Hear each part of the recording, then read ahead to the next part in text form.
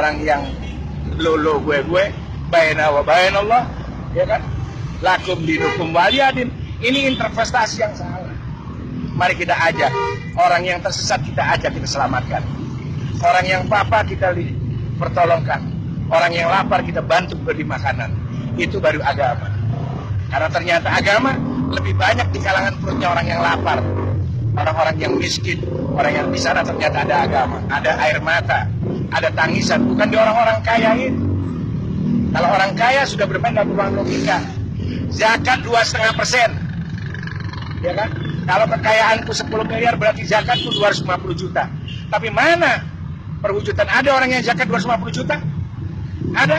Nggak ada. Yang ada cuma nasi sebungkus sama ayam sama sambal, berharap dapat surga dari Allah dengan bahasa pahala. Kita lihat bagaimana Islam mau maju berkembang tatkala kita intoleran.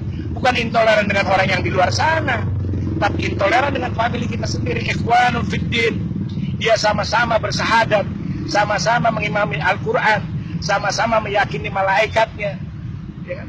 Tapi perilaku kita tidak pernah menyadari bahwa ada orang yang kita bantu sekitar kita. Dia ditanya, antum siapa? Ana muslim. Tapi mana?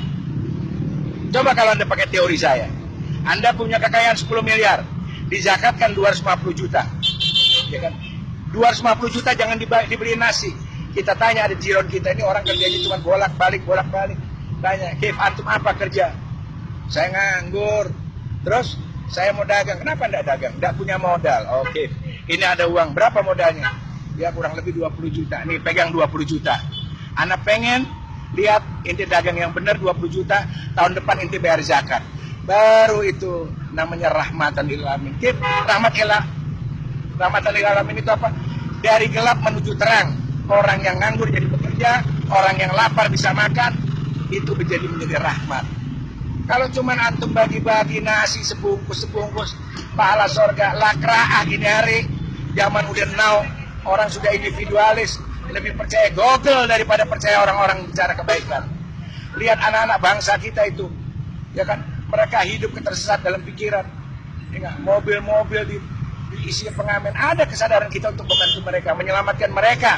Minimal jangan selamatin akhirat dah, dunianya dulu selamatin, ya kan? Insya Allah akhiratnya nanti. Kan nggak ada. Kita begitu individu, kita seakan-akan sudah melewati tahta langit aja, seakan-akan kita ini orang benar di hadapan Allah. Padahal kita belum tentu bisa selamat. Tidak menjamin dagangan kita dibeli sama Allah. Kita ini pedagang. Kita ini pedagang amal. Yang mudah-mudahan dagangan kita dibeli Allah. Jangankan kita bisa dibeli, sah menurut furu syariat aja sudah alhamdulillah.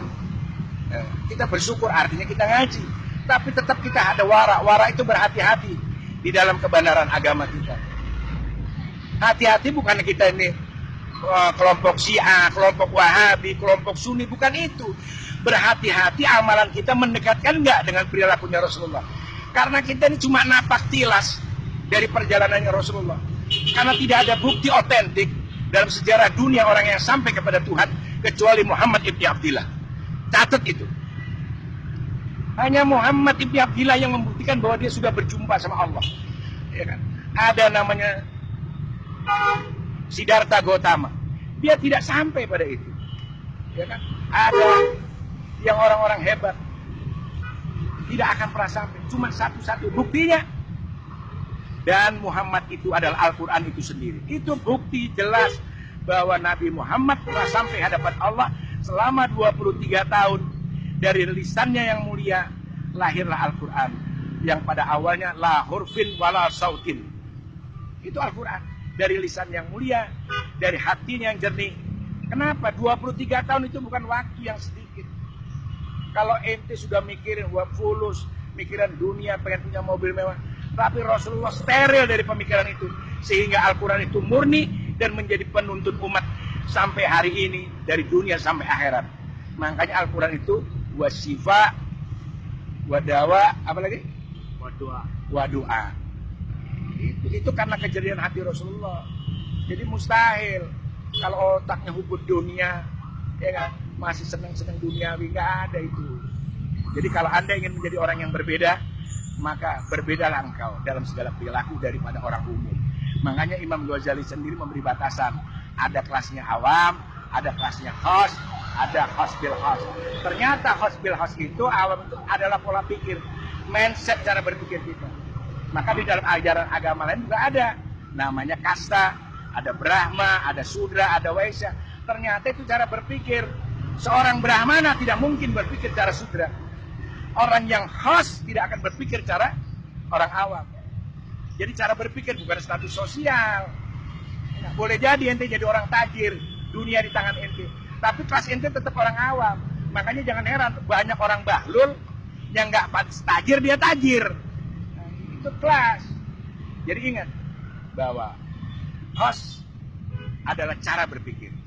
Jadi orang yang cara berpikirnya intelektual, berbudaya, berkultur, bermartabat, dia akan menempatkan segala sesuatunya pada nilai-nilai terhormat. Tapi kalau antum memang orang rendahan, walaupun anda di pinggir jalan, ditaruh di istana sekalipun tetap anda rendah dalam berbudaya dan berkultur. Tapi kalau anda memang orang yang punya kelas, walaupun anda di pinggir jalan, tetap anda seperti mutiara di dalam lumpur, indah adanya. Assalamualaikum.